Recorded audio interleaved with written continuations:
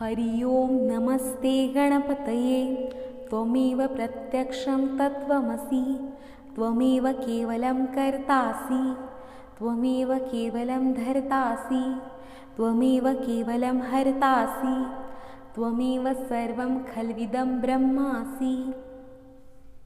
त्वं साक्षात् आत्मासि नित्यं, ऋतं वच्मि सत्यं वच्मि, अवत्वं माम् अवक्तारम् अवश्रोतारम् अवदातारम् अवधातारम् अवानुचानमवशिष्यम् अवपश्चातात् अवपुरस्तात् अवोत्तरात्तात् अवदक्षिणात्तात् अवचोद्ध्वात्तात् अवाधरात्तात् सर्वतो मां पाहि पाहि समन्तात्।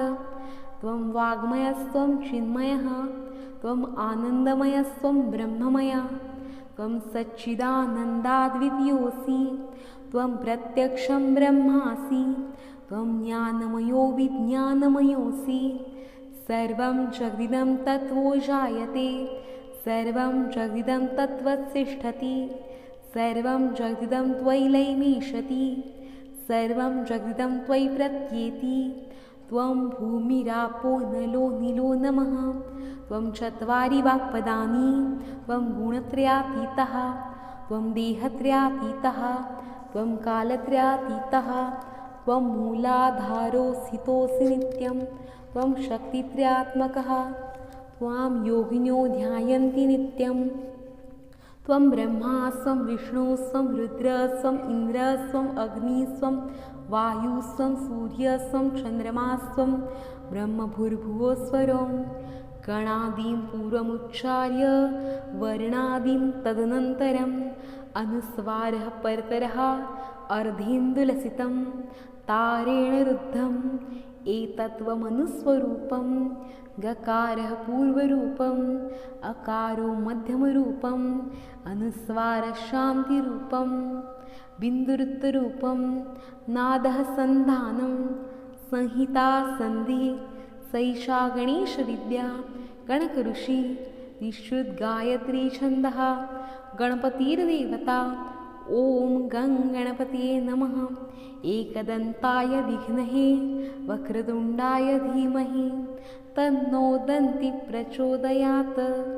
एकदन्तं चतुर्हस्तं पाशमं कुशिधारिणं रदं च वरदं हस्ते बिभ्राणं मूषकध्वजं रक्तं लम्बोदरं शूर्पकर्णकं रक्तवासं रक्तगन्धानुलिप्ताङ्गं रक्तपुष्पैः सुपूजितं भक्तानुकम्पिनं देवं जगत्कारणमच्युतम्। आविर्भूतं च सृष्ट्यादौ प्रकृतेः पुरुषात् परम् एवं ध्यान्त्यो नित्यं स योगियोगिनां वरः। नमो रातपतये नमो गणपते नमः प्रमथपतये नमस्य सुलम्बोदराय एकदन्ताय विघ्ननाशिने शिवसुताय श्रीवरदमूर्तये नमो नमः।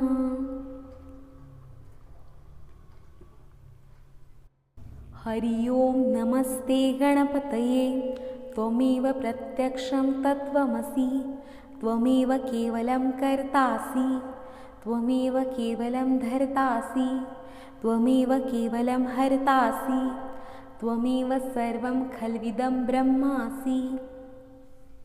त्वं साक्षात् आत्मासि नित्यं, ऋतं वच्मि सत्यं वच्मि, अवत्वं माम् अवक्तारम् अवश्रोतारम् अवदातारम् अवधातारम् अवानुचानमवशिष्यम् अवपश्चातात् अवपुरस्तात् अवोत्तरात्तात् अवदक्षिणात्तात् अवचोद्ध्वात्तात् अवाधरात्तात् सर्वतो मां पाहि पाहि समन्तात्। त्वं वाङ्मयस्त्वं चिन्मयः, त्वम् आनन्दमयस्त्वं ब्रह्ममय, त्वं सच्चिदानन्दाद्वितीयोऽसि, त्वं प्रत्यक्षं ब्रह्मासि, त्वं ज्ञानमयो विज्ञानमयोऽसि। सर्वं जगदिदं तत्त्वो जायते, सर्वं जगदिदं तत्त्वतिष्ठति, सर्वं जगदिदं त्वयि लयमीशति, सर्वं जगदिदं त्वयि प्रत्येति त्वं भूमिरापो नलो नीलो नमः त्वं चत्वारि वाक्पदानि त्वं गुणत्रयातीतः त्वं देहत्रयातीतः त्वं कालत्रयातीतः त्वं मूलाधारोऽसितोऽसि नित्यं त्वं शक्तित्रयात्मकः त्वां योगिनो ध्यायन्ति नित्यं त्वं ब्रह्मा स्वं विष्णु स्वं रुद्र स्वं इन्द्र स्वं अग्नि स्वं वायु स्वं सूर्य स्वं चन्द्रमा स्वं ब्रह्मभूर्भुवस्वरं गणादिं पूर्वमुच्चार्य वर्णादिं तदनन्तरम् अनुस्वारः परतरः अर्धेन्दुलसितं तारेण रुद्धम् एतत्त्वमनुस्वरूपं गकारः पूर्वरूपम् अकारो मध्यमरूपम् अनुस्वारः शान्तिरूपं बिन्दुरुत्तरूपं नादः सन्धानं संहिता सन्धिः सैषा गणेशविद्या गणकऋषि निःश्रुतगायत्री छन्दः गणपतिर्देवता ॐ गं गणपतये नमः एकदन्ताय विघ्नहे वक्रतुण्डाय धीमहि तन्नो दन्तिः प्रचोदयात् एकदन्तं चतुर्हस्तं पाशमं कुशिधारिणं रदं च वरदं हस्ते बिभ्राणं मूषकध्वजं रक्तं लम्बोदरं शूर्पकर्णकं रक्तवासं रक्तगन्धानुलिप्ताङ्गं रक्तपुष्पैः सुपूजितं भक्तानुकम्पिनं देवं जगत्कारणमच्युतम् आविर्भूतं च सृष्ट्यादौ प्रकृतेः पुरुषात् परम् एवं ध्यान्त्यो नित्यं स योगी योगिनां वरः नमो रातपतये नमो गणपते नमः प्रमथपतये नमस्य सुलम्बोदराय एकदन्ताय विघ्ननाशिने शिवसुताय श्रीवरदमूर्तये नमो नमः।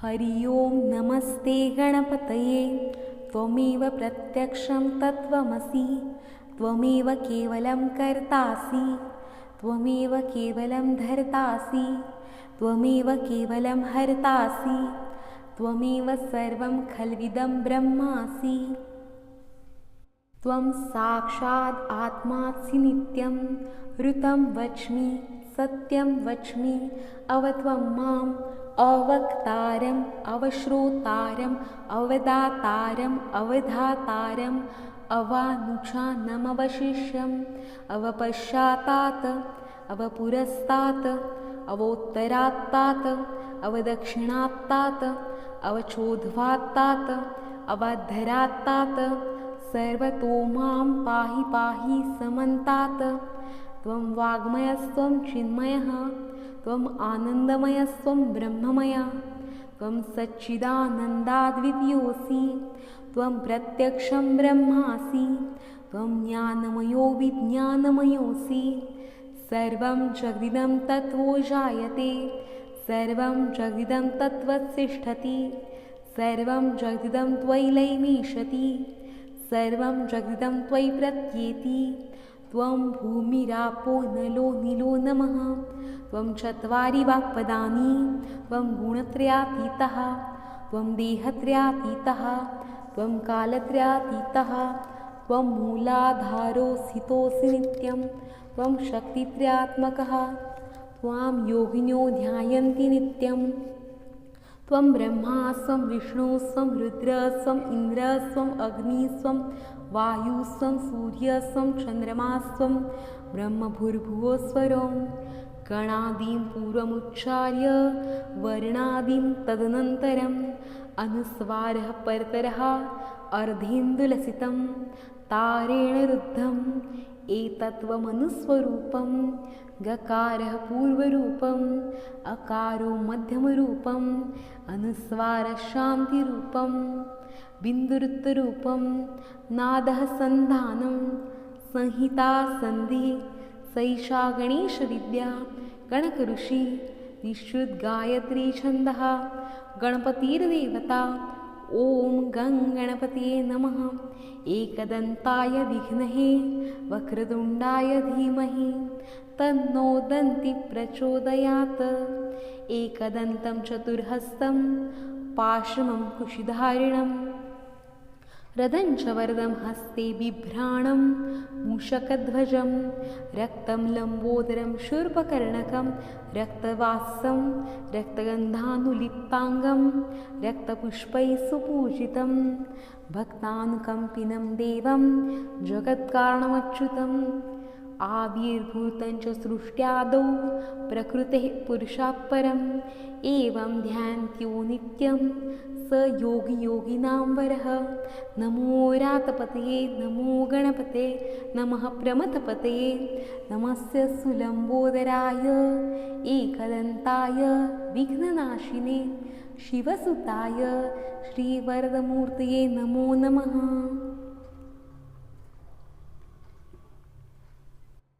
हरि ओं नमस्ते गणपतये त्वमेव प्रत्यक्षं तत्त्वमसि त्वमेव केवलं कर्तासि त्वमेव केवलं धर्तासि त्वमेव केवलं हर्तासि त्वमेव सर्वं खल्विदं ब्रह्मासि। त्वं साक्षात् आत्मासि नित्यं ऋतं वच्मि सत्यं वच्मि अवत्वं माम् अवक्तारम् अवश्रोतारम् अवदातारम् अवधातारम् अवानुचानमवशिष्यम् अवपश्चातात् अवपुरस्तात् अवोत्तरात्तात् अवदक्षिणात्तात् अवचोद्ध्वात्तात् अवाद्धरात्तात् सर्वतो मां पाहि पाहि समन्तात्।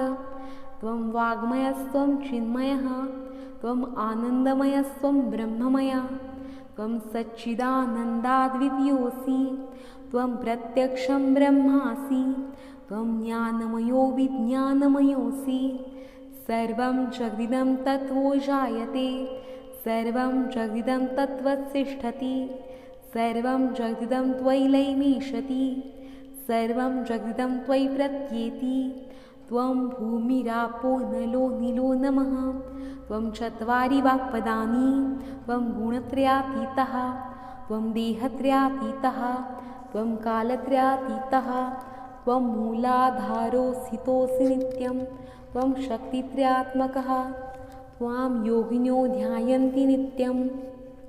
त्वं ब्रह्मा स्वं विष्णु स्वं रुद्र स्वं इन्द्र स्वं अग्नि स्वं वायु स्वं सूर्य स्वं चन्द्रमा स्वं ब्रह्मभूर्भुवस्वरं गणादिं पूर्वमुच्चार्य वर्णादिं तदनन्तरम् अनुस्वारः परतरः अर्धेन्दुलसितं तारेण रुद्धम् एतत्त्वमनुस्वरूपं गकारः पूर्वरूपम् अकारो मध्यमरूपम् अनुस्वारः शान्तिरूपं बिन्दुरुत्तरूपं नादः सन्धानं संहिता सन्धिः सैषा गणेशविद्या गणकऋषि निःश्रुतगायत्री छन्दः गणपतिर्देवता। ॐ गं गणपतये नमः। एकदन्ताय विघ्नहे वक्रतुण्डाय धीमहि तन्नो दन्ति प्रचोदयात्। एकदन्तं चतुर्हस्तं पाशमं कुशिधारिणं रदञ्च वरदं हस्ते बिभ्राणं मूषकध्वजं रक्तं लम्बोदरं शूर्पकर्णकं रक्तवासं रक्तगन्धानुलिप्ताङ्गं रक्तपुष्पैः सुपूजितं भक्तानुकम्पिनं देवं जगत्कारणमच्युतम्। आविर्भूतं च सृष्ट्यादौ प्रकृतेः पुरुषात् परम् एवं ध्यान्त्यो नित्यं स योगी योगिनां वरः। नमो रातपतये नमो गणपते नमः प्रमथपतये नमस्य सुलम्बोदराय एकदन्ताय विघ्ननाशिने शिवसुताय श्रीवरदमूर्तये नमो नमः।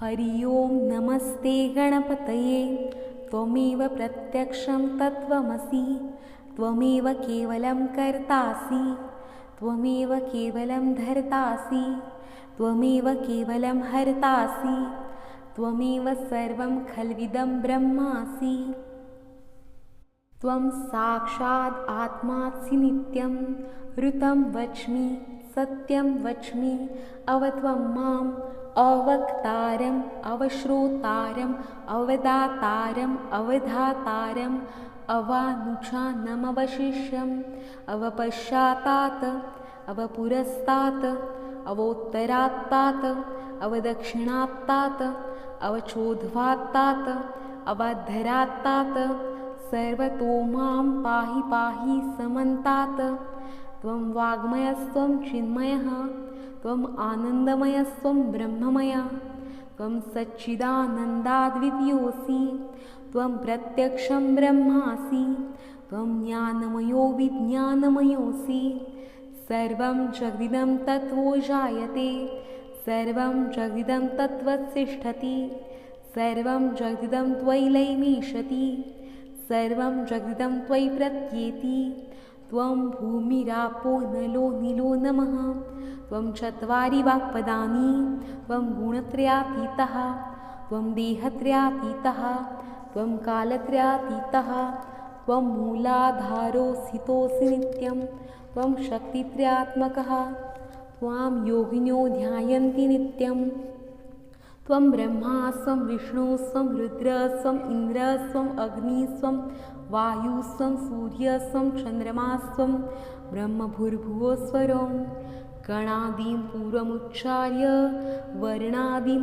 तदनन्तरम् अनुस्वारः परतरः अर्धेन्दुलसितं तारेण रुद्धम् एतत्त्वमनुस्वरूपं गकारः पूर्वरूपम् अकारो मध्यमरूपम् अनुस्वारः शान्तिरूपं बिन्दुरुत्तरूपं नादः सन्धानं संहिता सन्धिः सैषा गणेशविद्या गणकऋषि विशुद्गायत्री छन्दः गणपतिर्देवता ॐ गं गणपतये नमः एकदन्ताय विघ्नहे वक्रतुण्डाय धीमहि तन्नो दन्ति प्रचोदयात् एकदन्तं चतुर्हस्तं पाशमं कुशिधारिणं रदं च वरदं हस्ते बिभ्राणं मूषकध्वजं रक्तं लम्बोदरं शूर्पकर्णकं रक्तवासं